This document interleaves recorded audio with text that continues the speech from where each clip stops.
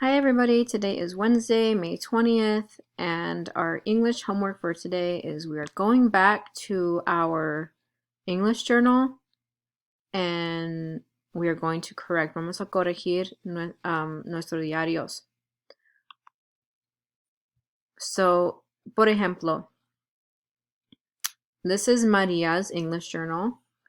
So, when Maria goes back to her English journal, she will find this, un video con las instrucciones sobre cómo corregir.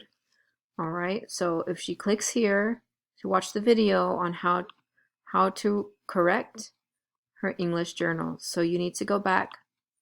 All right. After that, you need to do 30 minutes Imagine Learning.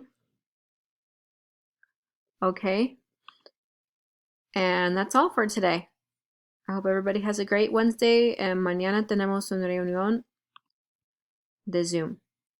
Bye.